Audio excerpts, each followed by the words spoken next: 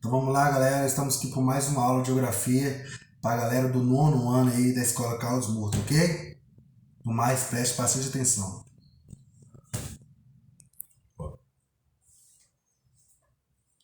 Então, galera, vamos estar falando com um tema aí, a desigualdade no comércio global de mercadoria e fluxo de mercadorias. Então vamos lá, gente. Quando a gente fala de desigualdade de comércio global, nós estamos querendo falar a questão da competição. Não é competição entre as empresas nacionais com as multinacionais, uma vez que os investimentos das multinacionais são muito maiores que as nacionais, ok? Uma outra coisa que a gente gosta de falar é sobre o fluxo de mercadorias. Esse fluxo de mercadorias é como a mercadoria chega, né? De que maneira a mercadoria chega, né? Com esse movimento global, né? Com esses meios de transporte cada vez mais evoluídos. E aí vocês vão ver que nesse fluxo de mercadoria que passa o tempo todo, vocês vão ver os mais variados tipos de mercadoria e como eles chegam, ok? Então vamos lá. Você sabe como chegam as mercadorias que utilizamos? Após a Segunda Guerra Mundial, houve um surto de empresas multinacionais no mundo, sobretudo norte-americanas, europeias e japonesas. Tais empresas contribuíram também para o processo de globalização, interligando países e continentes. Então vamos lá, gente. Nós sabemos que a globalização é a interligação entre os países e continentes, certo? Tá. Nessa meia época, no final da Segunda Guerra Mundial, houve um surto, ou seja, houve um aumento das empresas multinacionais pelo mundo, né? E essas multinacionais são de vários lugares, né? Temos que destacar as norte-americanas, as europeias e as japonesas. Mediante a isso, eu tirei uma de cada para poder falar, ok? Tá. A empresa americana que eu tirei foi a Walmart. Walmart, né, que é uma empresa que é ligada ao hipermercado, né? Que é uma empresa grande, é uma multinacional, tem vários países do mundo, ok? É super bem consolidada economicamente. Temos também uma empresa europeia, que é a Nestlé, que é uma empresa suíça. Em que maneira a Nestlé atua? Ela atua no ramo alimentício, na fabricação de biscoito, iogurtes, entre outros, ligado, né, ao gênero alimentício. E a outra empresa que nós temos também é a empresa japonesa, a Mitsubishi, né, que é uma empresa japonesa super bem consolidada também, ok? Então vamos lá. Hoje, o mundo está interligado, ou seja, globalizado. Diante desse fato, há uma grande quantidade de relações comerciais entre os países, gerando o que chamamos de exportação, venda, e importação, compra. Todos os dias acontecem inúmeros negócios de compra e venda, e as mercadorias vendidas ou compradas transitam em diferentes rotas do planeta. Então vamos lá, gente. Uma coisa que a gente precisa entender, que existem vários meios de transporte, várias rotas pelo mundo, seja aéreo, seja pelo mar, seja pelas rodovias, ok? E existe uma relação que nós chamamos no mundo globalizado, que é a relação de venda e compra. Venda e compra, ou seja, também exportação e importação. Então, quando você está vendendo algo para fora, você está exportando. Quando você está comprando algo de fora, né, você está importando, ok? Beleza, então, repetindo.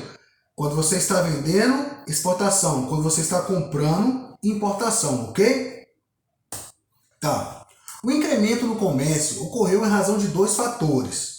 Super importante, gente. Por quê? Que foi a dispersão das empresas multinacionais. O que é dispersão? É o espalhamento, né, por todo o mundo das multinacionais. Que foi um dos fatores, foi essa dispersão, né? E a outra foi a evolução dos meios de transporte. Porque quando se você pensar anos atrás, né, vamos pôr 60 a 100 anos atrás, por exemplo, os transportes antigamente, os transportes de hoje, a gente vai ver que houve uma intensa melhoria, né, no meio de transporte. E isso foi muito positivo, principalmente para as empresas, ok? Então vamos lá. Dentre todas essas evoluções, eu vou falar dos meios de transporte agora. Quais são os meios de transporte mais utilizados?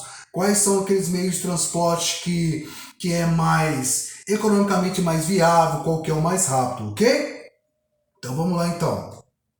Bem, o primeiro que eu coloquei aqui, eu coloquei o transporte rodoviário, que é o transporte que é utilizado pelos pelos caminhões, pelas carretas, pelos ônibus, pelos carros, motos e etc, ok? Ou seja, aquele que utiliza a rodovia como principal meio de locomoção, ok?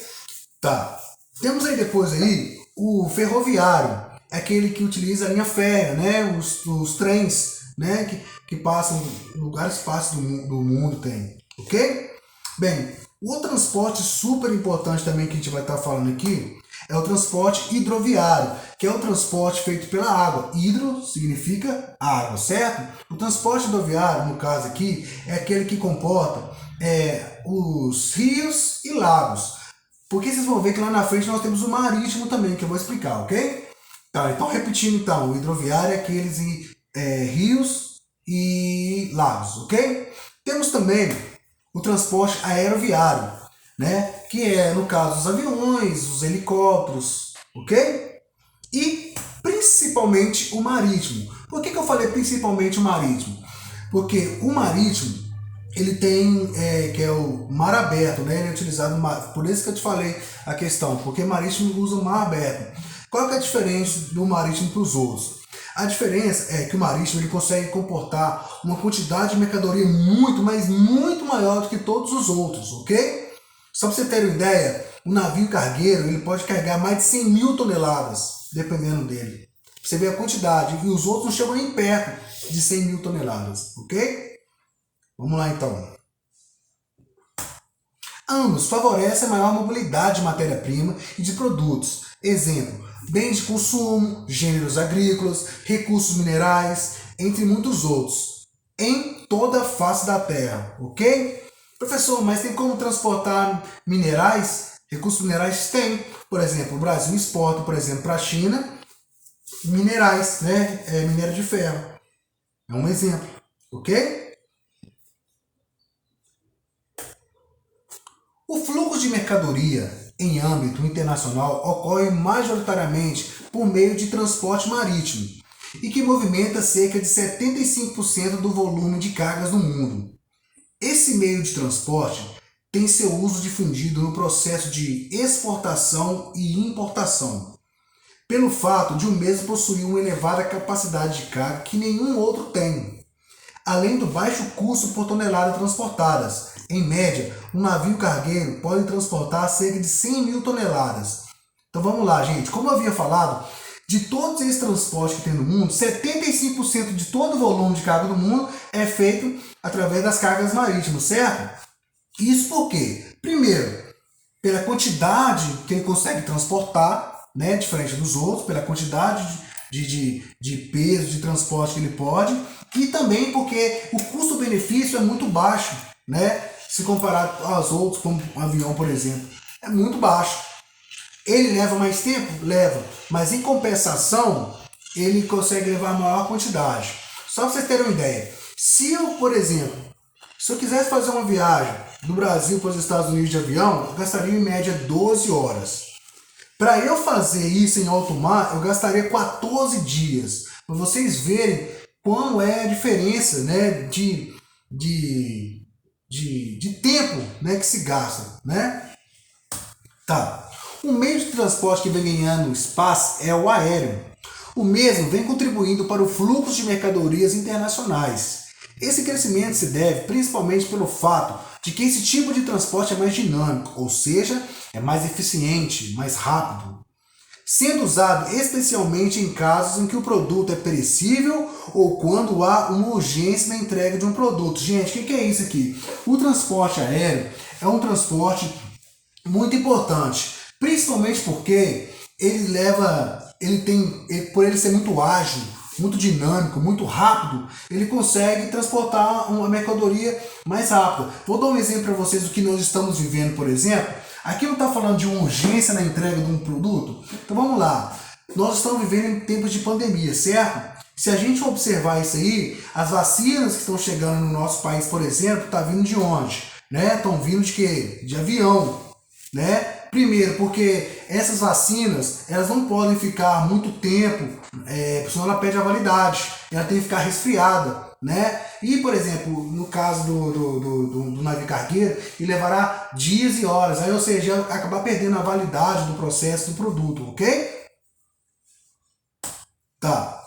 Existem atualmente aviões cargueiros que possuem uma capacidade de carga de até 100 toneladas, sem contar que o tempo gasto na viagem é relativamente pequeno. Por exemplo, o trajeto entre Brasil e Estados Unidos é feito em menos de 12 horas. Né? Eu até tinha falado do tempo de 12 horas, mas olha para você ver como são as coisas. 100 toneladas consegue o avião, né? O avião cargueiro.